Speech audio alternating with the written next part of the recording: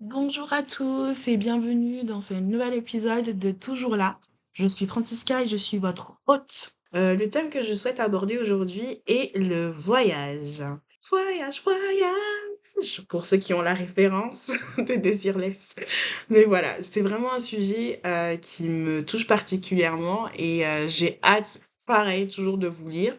Et derrière, votre avis. Parce qu'au sujet du voyage, c'est vraiment quelque chose qui fait vraiment partie de moi, et qui est très, très prégnant. Donc je voulais en parler avec vous et avoir vos avis là-dessus.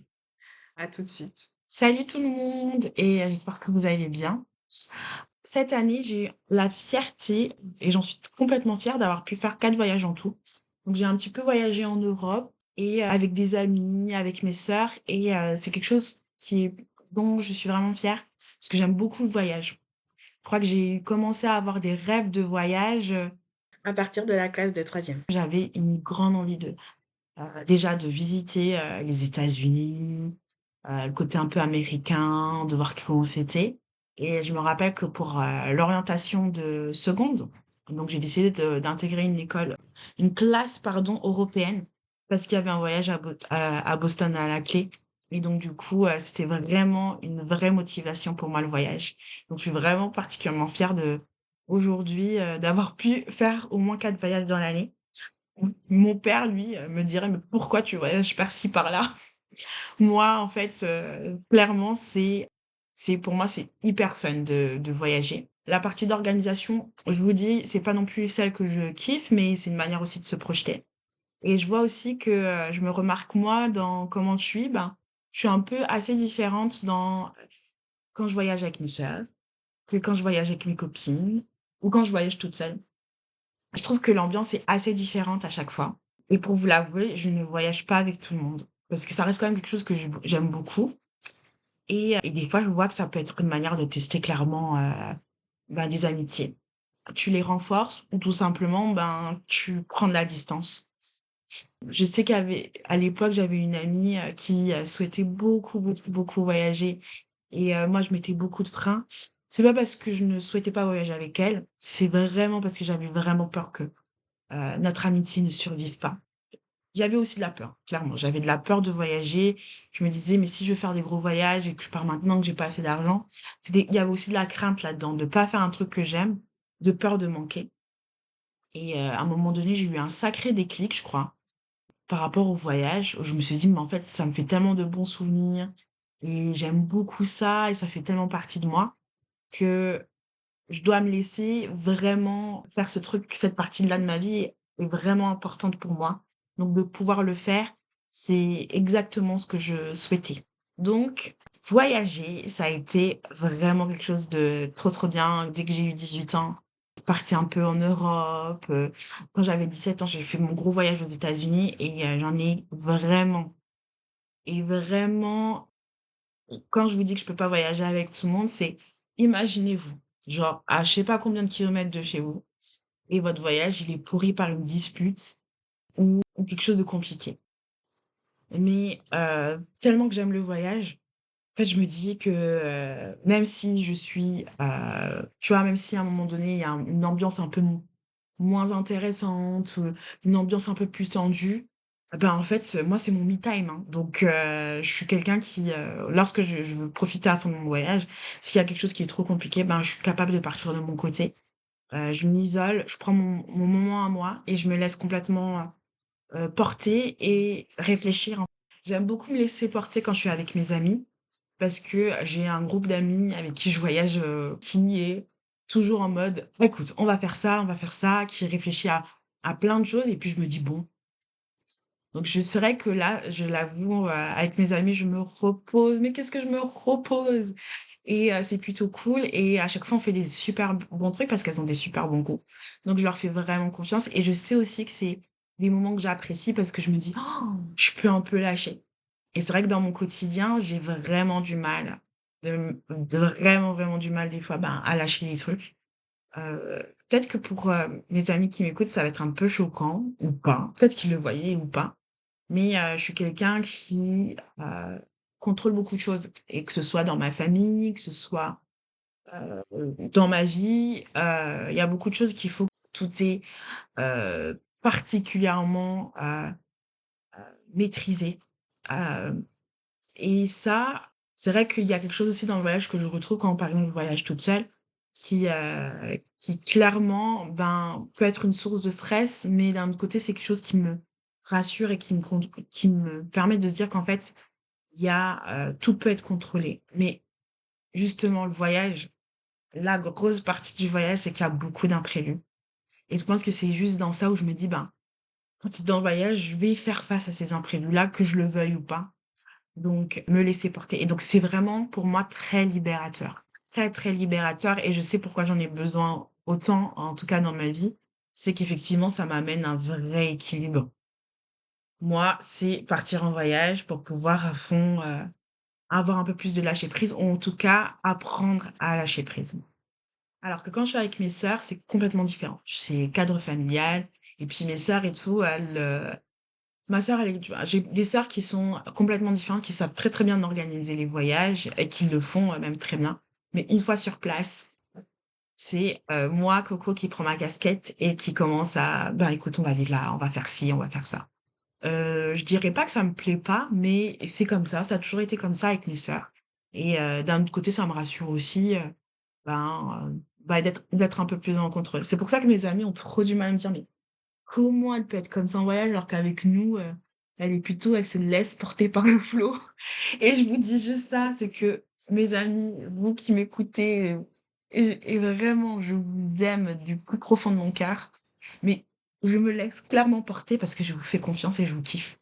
Parce que je me dis tellement c'est tellement un poids qui s'enlève, sur mes épaules que, du coup, d'être là à flâner, ben, je kiffe et en plus vous êtes là et donc encore tout est encore mieux, tu vois? Donc des fois, quand il y a des des sacrés et des gros stress, durant le voyage et tout, moi, je vais être là à observer le stress et je me dis: «Bon, c'est quelque chose qu'elles le ressent parce qu'elles étaient dans l'organisation». Des fois, je me dis: «Est-ce que je prends un peu de stress aussi?» Et finalement vraiment, je pense que la plupart du temps, je me dis que le fait d'être calme, peut-être qu'avec conscience, mais le fait d'être calme, face à certaines situations, je trouve que ça nous amène un peu à un certain équilibre. Parce que je sais que quand je fais face à des tempêtes, vraiment littéralement des tempêtes dans ma vie, je je sais pas si je suis toujours dans le calme, mais il y a beaucoup de choses qui m'affairent et en tout cas, c'est peut-être la tempête émotionnelle à l'intérieur de moi. Mais, derrière, je lâche beaucoup de choses et je laisse beaucoup de choses, s'exprimer.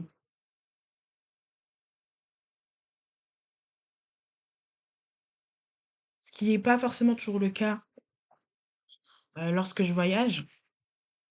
Parce que quand je voyage, ben, de toute façon, l'imprévu va venir et les choses qui vont être incontrôlables de ma part vont arriver. Ça peut être un stress, profond, mais je me dis que ça fait tellement partie de l'identité du voyage que je suis moins stressée, en fait, pendant ces périodes de voyage et même si des fois je dois engranger énormément de sous, bah, par exemple, lorsque je voyage, je dépense comme jamais, comme si demain j'avais pas des factures à payer et je dis pas qu'il faut faire ça, hein, mais j'ai comme un poids qui s'enlève en me disant: «Mais de toute manière, je reviens, je vais bosser», mais vraiment, je dépense, comme si, clairement il y avait pas de souci à se faire de ce côté-là. Alors que dans la vraie vie, je vais être là à tout calculer, quoi.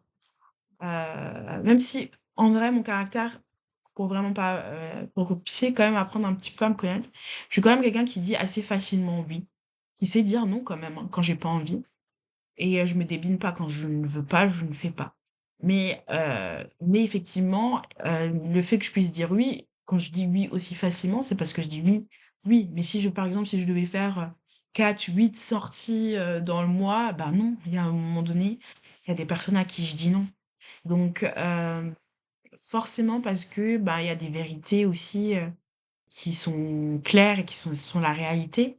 Donc quand mon père me renvoie, «Pourquoi tu vas par-ci par-là?» Clairement, c'est un principe, de réalité et pour lequel je suis totalement d'accord avec lui. Mais c'est vraiment une source de plaisir pour moi et quand je voyage, par exemple, avec mes sœurs, donc on rigole plutôt bien, hein. J'ai une sœur qui est plutôt globe-trotteuse donc et une autre qui est beaucoup plus chill et qui aime beaucoup trop le luxe. Non, qui aime le luxe. Et je suis un peu des 2. Du coup, j'ai de plus en même si je vois que en grandissant, en fait, j'ai de plus en plus de mal, en fait, avec l'inconfort. Je préfère vraiment la plage à la montagne. C'est vrai que j'apprécie trop, les beaux paysages, les hauteurs, les rooftops où la vue depuis une montagne est juste waouh pour moi. J'apprécie vraiment la nature de Dieu comme ça. Le voyage qui m'a vraiment permis de prendre du recul sur plein de situations, et qui était vraiment prenante, en fait, mentalement.